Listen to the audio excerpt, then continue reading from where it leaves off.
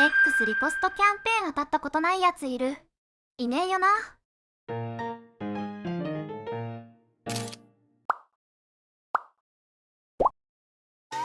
こんにちは、春日部つむぎです。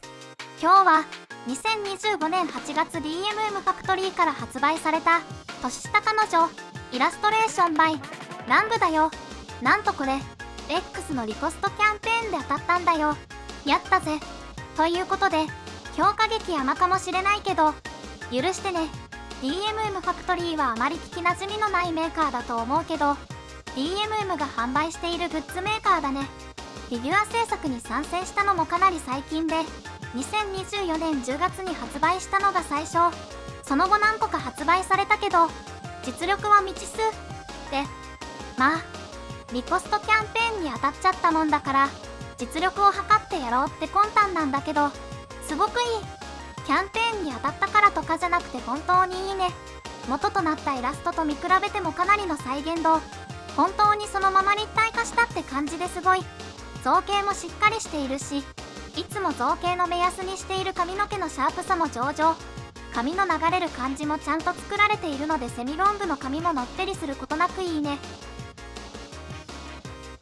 少し後ろ髪の間の処理が甘い気もするけど許容範囲かな。前髪両サイドが結構いい感じなのでぐるぐる回しているとちょっと目についたなってぐらい。それにしてもこのうさ耳帽子かわいいね。サイドにプリントされたゆるいうさぎのイラストも好き。そして何より一番かわいいのがお顔。こんな年下彼女欲しいです。ください。お願いします。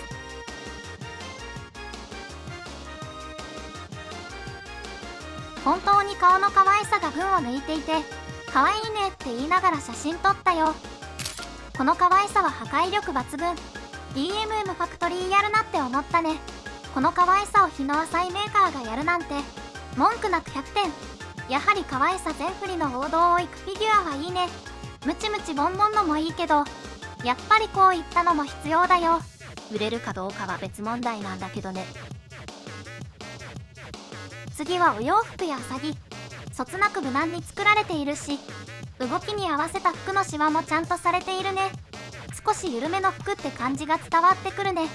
全体的につるっとしているけどうさぎ柄やリボン、袖や裾の作り込みのおかげで退屈になっていないし、うさ耳バッグの水色型の色合いと違うから全体が間延びしないというか締まって見えるんだよね。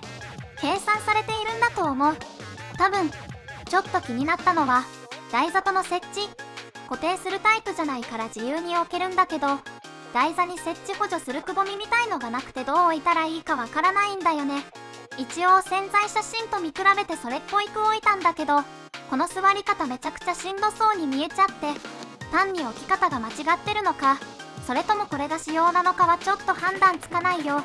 まあしんどい体勢のフィギュアなんていっぱいあるし別にいいんだけど座り方って再現しやすいからなんかそう思っちゃってどうなんだろうなって思ったくらいかな。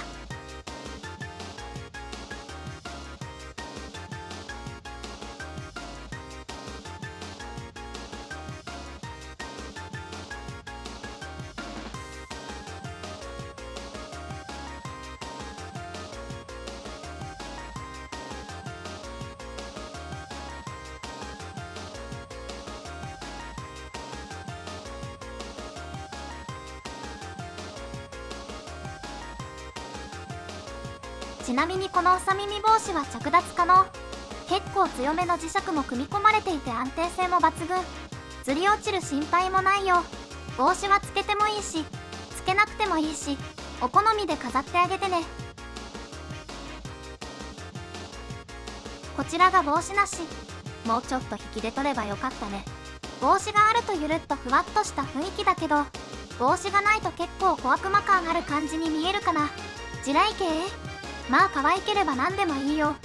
個人的には帽子はあった方が好きかな。全体がうさぎモチーフだしね。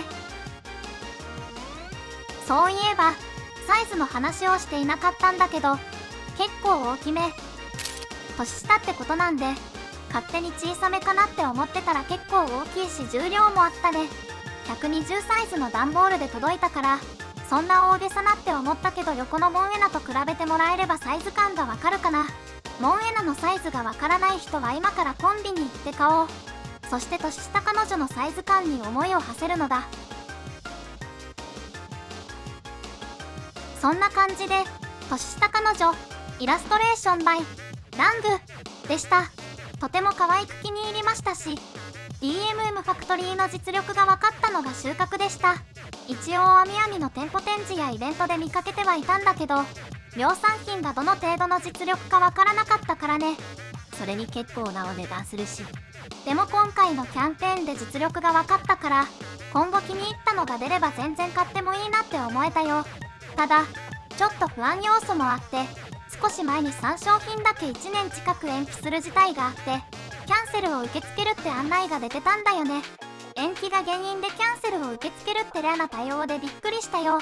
なのでこの子も延期するものだと思ってたら延期なしで発送されてちょっとびっくりしたよ。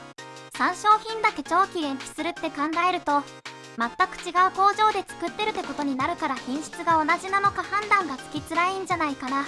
これは根拠もないし個人的な推測だから鵜呑みにしないでね。本当に製造上の問題があったのかもしれないし、最近あった塗装の変色問題とかもあったからね。まあこの辺りの不安要素は邪推しても答えは出ないし、ここまで仕上げたメーカーだから大丈夫なないかな。それじゃあ今回の動画はここまで。ご視聴ありがとうございました。また次も気が向いたら動画作ろうと思うので、よかったら見に来てください。あ、よかったら高評価やチャンネル登録とかしてくれると嬉しいかな。